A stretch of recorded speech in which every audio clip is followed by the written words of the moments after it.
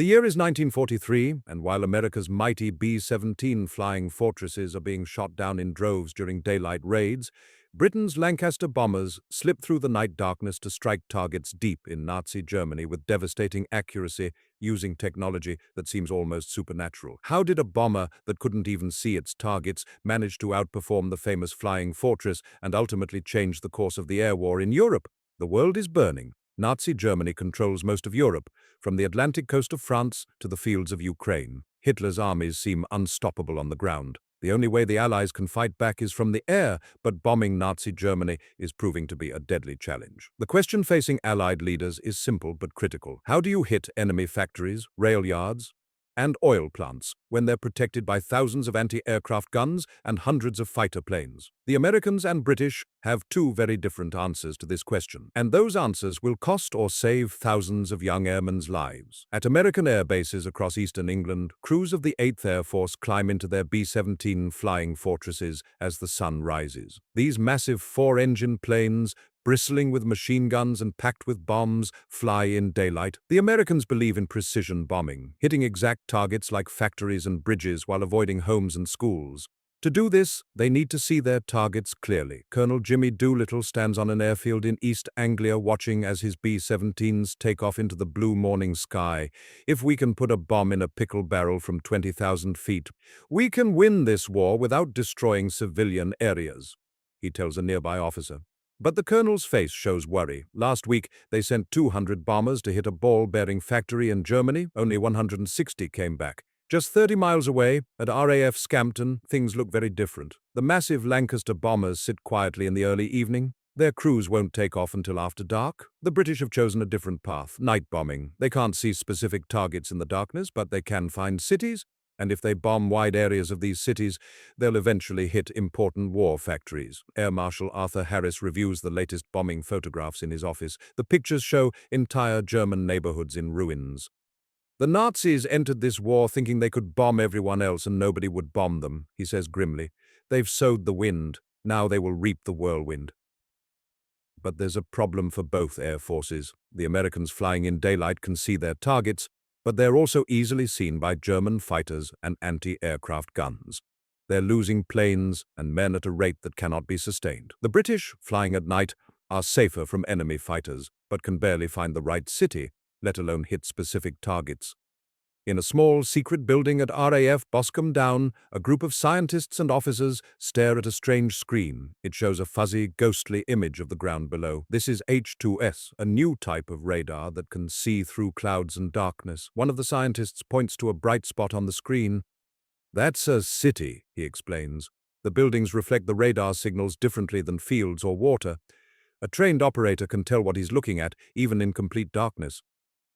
The officers exchange glances. This could change everything. Meanwhile, at a German flak battery outside Hamburg, Sergeant Karl Weber scans the sky. It's midday, and American bombers are expected. His 80mm anti-aircraft gun can fire shells up to 26,000 feet high. Next to him, radar operators call out coordinates. They're so predictable, Weber tells a new gunner. The Americans always come in daylight in tight formations, flying straight and level to drop their bombs. They're brave, but it makes them easier to hit. What Weber doesn't know is that tonight, something different will happen, something the German defenses aren't prepared for. Back in England, a Lancaster crew prepares for tonight's mission. Pilot Officer James Bennett checks his maps. Navigator Frank Morris tests a new device in his cramped compartment. Bomb aimer William Parker inspects the massive bombs being loaded into the plane's bay, bombs far larger than anything the B-17 can carry. The Lanc can hold 14,000 pounds of bombs, Parker tells a ground crewman, twice what the fortress can carry. And with these new gadgets, we might actually hit something important tonight, not just drop them blind. The Lancaster is Britain's newest bomber. It's fast, it can fly higher than most German fighters, and it can carry a massive bomb load. But its greatest advantage isn't the plane itself, it's what's inside it. As darkness falls, Bennett's Lancaster rumbles down the runway with 30 others, heading for Germany. In his navigator's compartment, Morris uses 3 new devices. G, a radio navigation system that shows exactly where they are, Oboe, which helps them fly a precise path to the target, and the H2S radar that can see cities through clouds and darkness. At the same time, another group of Lancasters takes off. These are the Pathfinders, elite crews who fly ahead to mark targets with colored flares. The main bomber force will aim for these markers. As Bennett's plane crosses the North Sea, he thinks about his American counterparts. "Poor buggers," he says over the intercom, "flying in daylight, getting shot to pieces. At least we have the dark to hide in." What Bennett doesn't say is that tonight is different. Tonight they aren't just bombing a city and hoping to hit something useful. Tonight, they're aiming for a specific factory that makes parts for German tanks. A factory that American B-17s tried to hit 3 times in daylight raids, but failed because of heavy defenses. As the Lancaster flies over occupied Holland, Morris calls out, "G signals showing us right on track, Skipper. Oboe working perfectly." Parker, the bomb aimer, stares at his H-2S screen, watching the ghostly landscape below. "I can see the river bend," he says with amazement. "I can see the railway junction, on a moonless night." The Lancaster flies on, carrying its massive bomb load toward a target hidden in darkness, a target that America's B-17s, for all their daylight precision, couldn't reach. And as they cross into German airspace, the true test begins. Can Britain's Lancasters, with their heavy bombs and new technology, hit targets that America's B-17s couldn't even see?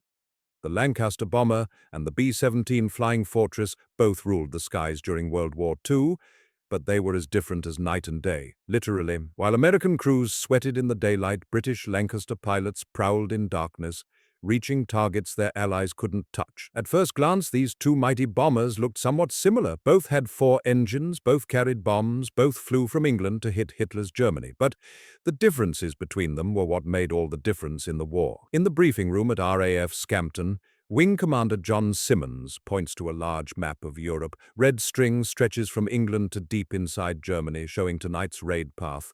"The Americans tried to hit this factory 3 times last month," he tells his Lancaster crews. "They lost 17 B-17s and never got close enough for accurate bombing."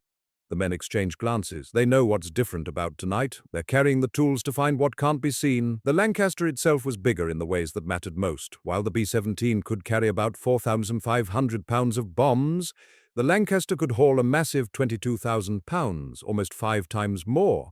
That meant while B-17s dropped smaller bombs, hoping a few might hit something important, Lancasters could deliver knockout punches with huge bombs that could destroy entire factories or dams. It's like the difference between throwing a handful of pebbles at a window, hoping one breaks the glass, or throwing one big rock that can't miss, explains Lancaster pilot Tom Wilson as ground crews load a massive 12,000-pound tall-boy bomb into his plane's bay.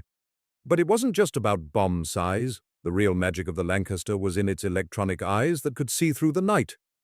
In the cramped navigator's compartment of his Lancaster, Flight Lieutenant Henry Collins checks his H-2S radar screen. The device sends radio waves to the ground that bounce back, creating a crude map on his screen. Rivers appear as dark lines, cities as bright blobs. Even on the blackest night through thick clouds, Collins can tell exactly where they are. The B-17 boys have the Norden bomb site, which is amazing in clear daylight, Collins explains to a new crew member.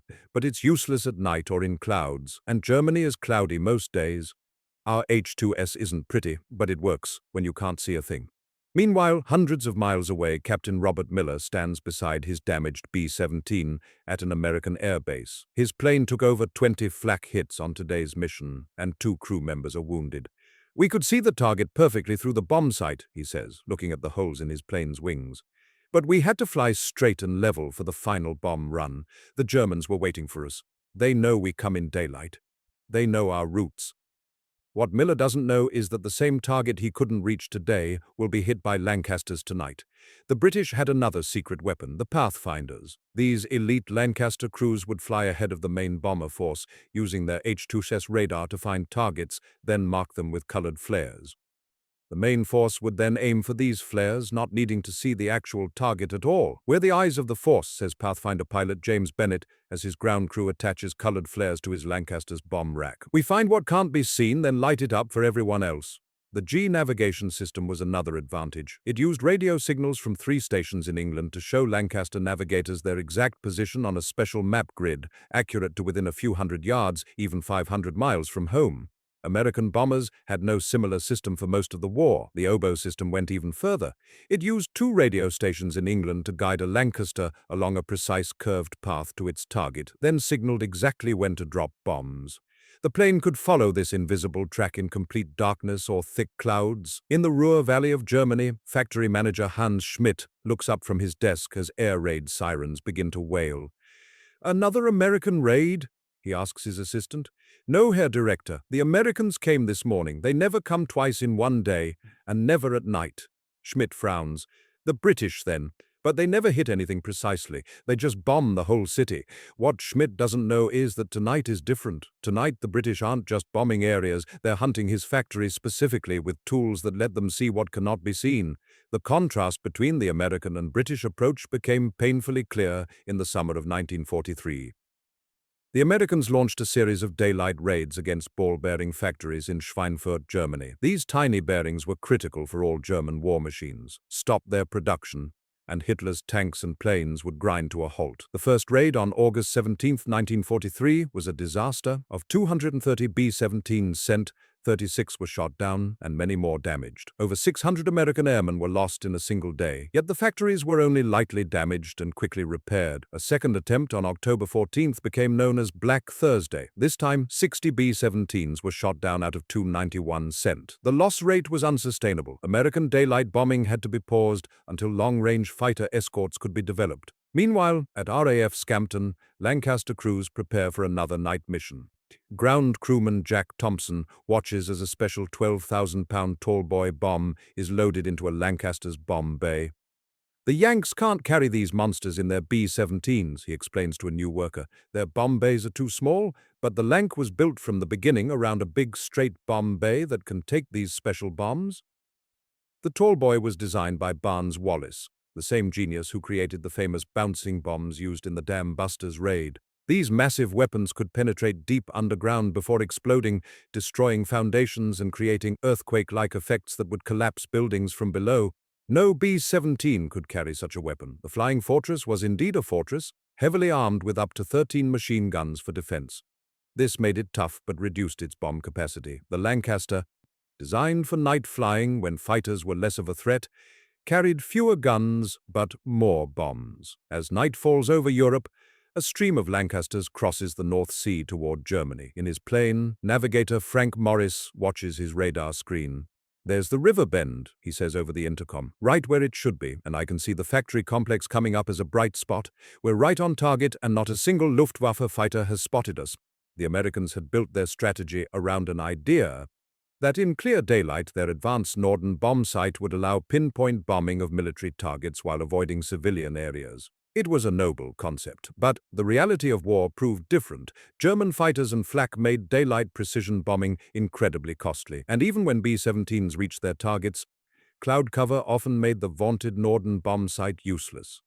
The British, flying by night with radar eyes, could reach targets the Americans couldn't, and as their technology improved, they began to achieve a precision that wasn't supposed to be possible in darkness. The scene was set for a transformation in bombing strategy that would eventually help win the war. But first, both air forces would have to learn hard lessons, paid for in young men's lives. The turning point came on October 14, 1943, a day that would forever be known as Black Thursday. The American 8th Air Force sent 291 B-17 Flying Fortresses to bomb the ball-bearing factories at Schweinfurt, deep in Germany. The mission was crucial. Without ball bearings, German tanks, planes, and guns would grind to a halt. But what happened that day changed how the Allies thought about bombing forever. As dawn broke, B-17s thundered down runways across eastern England. Young men, most barely out of their teens, manned their positions. Pilots, navigators, bombardiers, gunners. They knew the mission would be rough. German fighters would be waiting. The sky would be filled with black puffs of flak. But they believed in their flying fortress and in daylight precision bombing. Lieutenant James Howard checked his watch as his B-17 crossed into German airspace. "Right on time," he told his co-pilot. "If all goes well, we'll drop our bombs at exactly 12:43 and be home for dinner."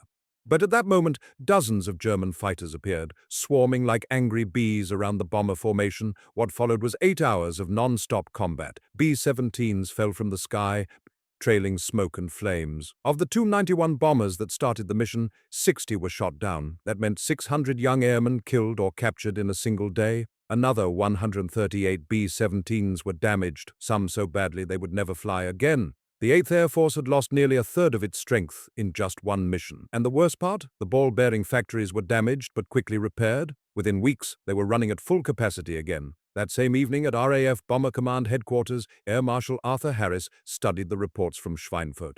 "The Americans are brave lads," he told his staff, "but daylight bombing against these defenses is suicide. There must be another way."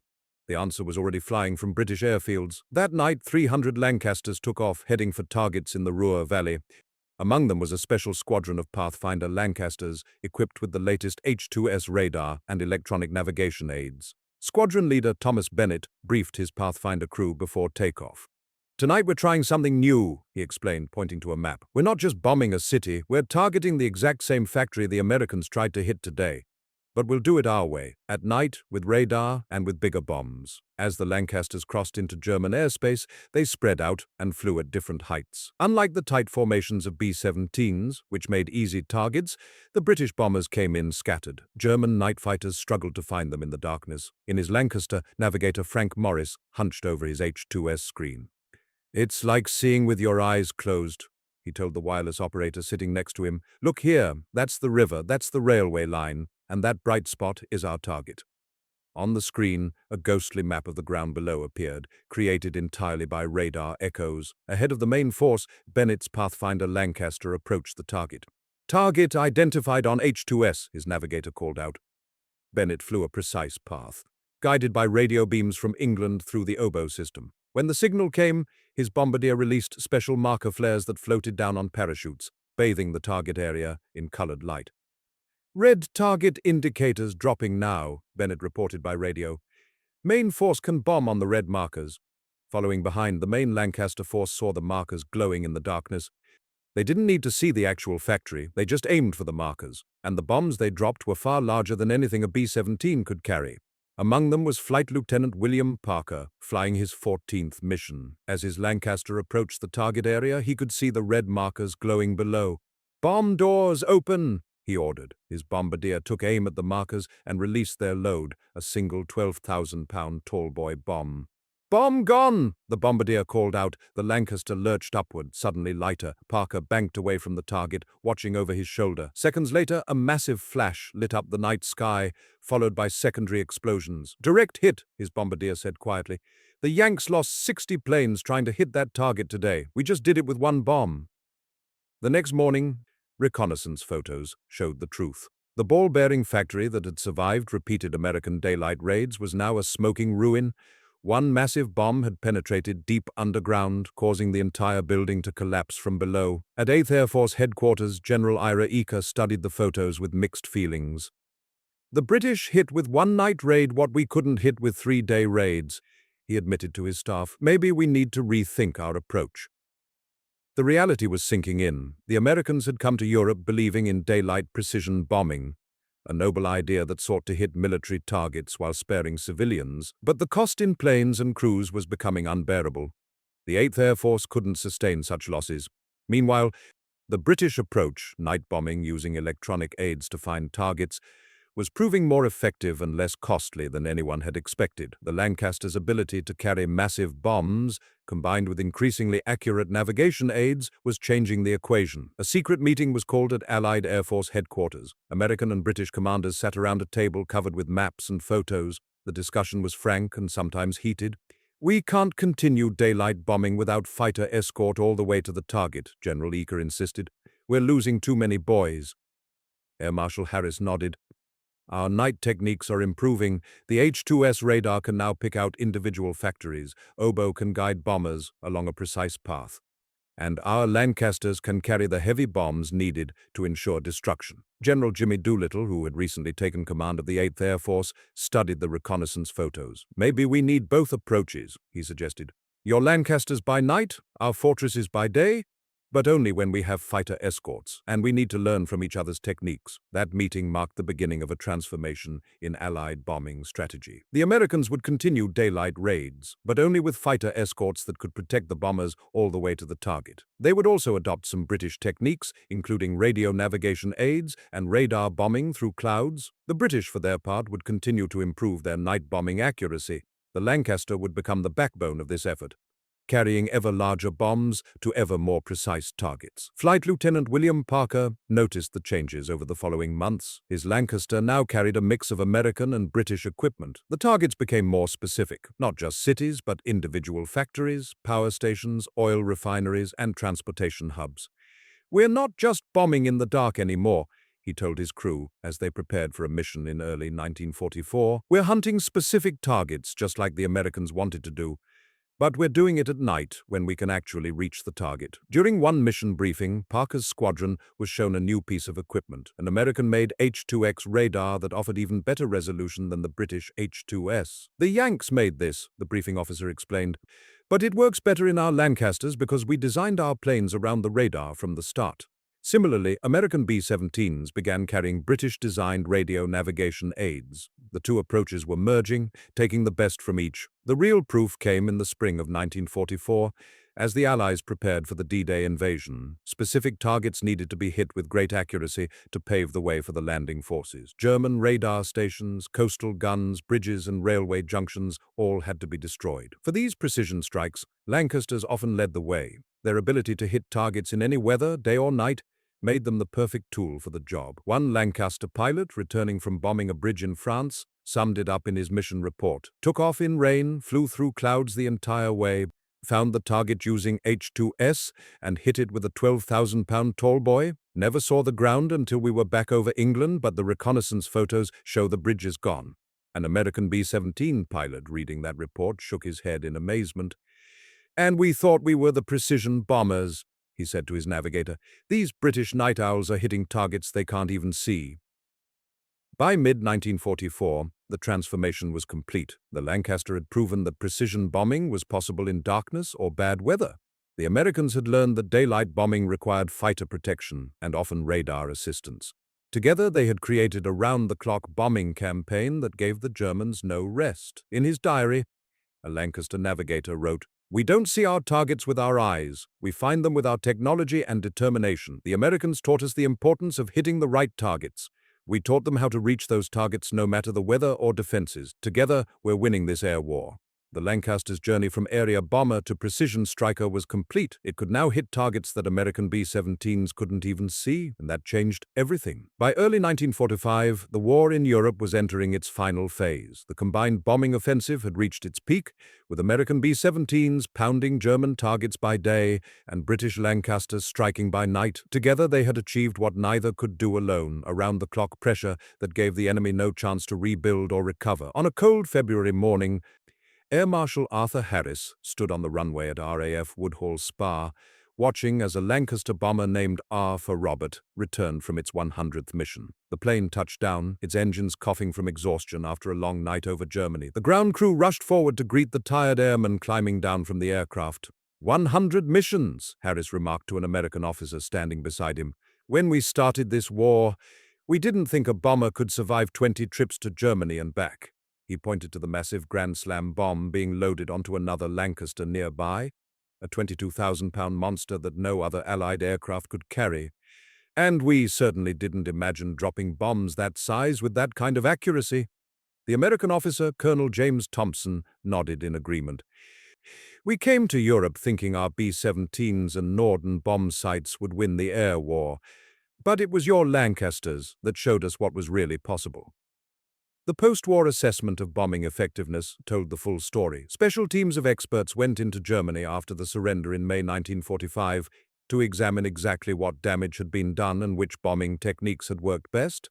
Their findings surprised many military leaders. At a conference room in London, Dr. Robert Watson, head of the bombing survey team, presented his findings to a mixed group of American and British air commanders. Charts and photographs covered the walls. "Gentlemen, the data is clear," Watson explained, pointing to a graph. "When we look at precision strikes on specific military targets, the Lancaster achieved better results than we had thought possible for night bombing. The combination of H-2S radar, pathfinder techniques, and the Lancaster's heavy bomb capacity meant they could destroy targets that B-17s often couldn't reach or damage effectively." The data showed something remarkable. While American daylight raids had sometimes achieved excellent precision when weather was perfect and fighter escort was available, the British night raids with Lancasters had actually hit more strategic targets successfully over the course of the war. The ability to operate regardless of weather and to penetrate deeper into enemy territory had proven decisive. The Lancaster could carry twice the bomb load of the B-17 to targets 200 miles deeper into enemy territory, Watson continued, and with radar bombing techniques, they achieved an accuracy that was thought impossible at night or through clouds. The Operation Chastise Raid, better known as the Dam Busters mission, stood as perhaps the most famous example of the Lancaster's unique capabilities. On the night of May 16 and 17, 1943, 19 specially modified Lancasters had attacked dams in Germany's industrial Ruhr Valley using unique bouncing bombs designed by Barnes-Wallis. Flight Lieutenant David Shannon, one of the few surviving Dam Busters pilots, described the mission to a group of aviation cadets after the war. We had to fly at exactly 60 feet above the water, at exactly 240 miles per hour, and drop our bombs at exactly 425 yards from the dam wall, he explained. And we had to do all this at night, while being shot at. No other bomber could have done that job, not the B-17, not any other aircraft. The Lancaster was the only plane with the combination of bomb-carrying capacity, accuracy, and low-level handling to make it possible. The results had been spectacular. 2 major dams were breached, sending floods through the Ruhr Valley that destroyed factories, mines, and power plants. German industrial production in the region fell by 30% in the following months. The Lancaster had continued to evolve throughout the war. By 1945, it was dropping not only conventional bombs, but also the massive Tall Boy, 12,000 pounds, and Grand Slam, 22,000 pounds earthquake bombs that could penetrate deep underground before exploding. These monster weapons destroyed targets that had resisted all other bombing attempts. Perhaps the most remarkable example was the German battleship Tirpitz, sister ship to the famous Bismarck. This massive warship had hidden in Norwegian fjords, protected by mountains and heavy anti-aircraft guns. B-17s had tried repeatedly to hit it without success. The Tirpitz seemed invulnerable until Lancasters carrying Tallboy bombs arrived. In November 1944, 32 Lancasters flew from Scotland to Norway, a round trip of 2,250 miles, at the very limit of their range. Flying at 14,000 feet, they had only a brief window to attack. 3 Tallboy bombs hit the Tirpitz. The massive ship rolled over and sank with 971 of her crew. No other Allied bomber could have carried such heavy bombs over that distance.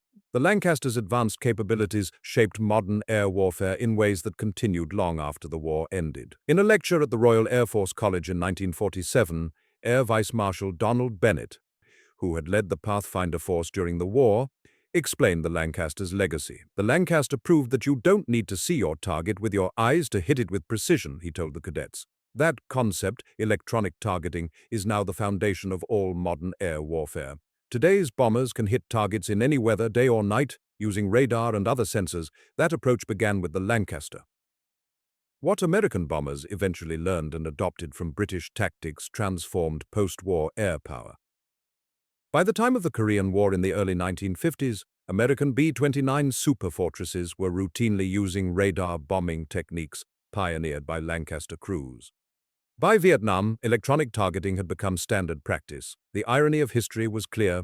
The Americans had come to Europe committed to daylight precision bombing, believing it was the only way to hit specific targets accurately. The British, with their Lancasters, had shown that greater precision was actually possible at night, using technology rather than eyesight to find targets. Former Lancaster navigator James Morris, who flew 35 missions over Germany, summed it up when interviewed for a documentary in 1985. "We flew in darkness, but we weren't blind," he said. "Our radar and navigation aids were our eyes. We could find a factory chimney in the blackest night. The Americans with their B-17s wanted to see their targets. We taught them, you don't need to see what you're aiming at, you just need the right tools to find it." The legacy of the Lancaster extended beyond bombing techniques. Its massive bomb bay design influenced post-war aircraft development. Its 4 Merlin engines proved the value of standardized, reliable power plants. Its electronic suite demonstrated the importance of integrating technology into aircraft design from the start, rather than adding it as an afterthought. In the decades after the war, electronic warfare and precision-guided munitions became the focus of air power development. Modern smart bombs that can hit targets in any weather are the direct descendants of the Lancaster's radar-guided attacks. At the Royal Air Force Museum in London, one of the few surviving Lancasters sits in silent dignity. Beside it is a display case containing an H-2S radar set, an oboe receiver, and other electronic devices that allowed the Lancaster to find its way through the night. A simple plaque reads, These devices allowed Britain's bombers to hit what they could not see. An old man in an RAF Veterans Association blazer stands looking at the display. He rests his hand gently on the Lancaster's aluminum skin. "She was a beautiful aircraft," he tells his grandson, "not just because of how she looked or flew, but because of what she taught us. She proved that sometimes to hit what you can't see, you need more than just good eyesight. You need innovation, adaptability, and the courage to fly into darkness." The Lancaster's story reveals a truth that extends beyond bombing techniques or aircraft design. It shows how innovation can overcome seemingly impossible challenges, how adaptation can turn weakness into strength, and how two different approaches, American and British, could eventually combine to create something more effective than either could achieve alone. The real lesson of the Lancaster wasn't about bombing at all. It was about how humans solve problems through technology, creativity, and determination, and that lesson continues to resonate not just in military aviation, but in every field where we face challenges that seem beyond our capabilities. When we can't see our way forward, we find new ways to navigate.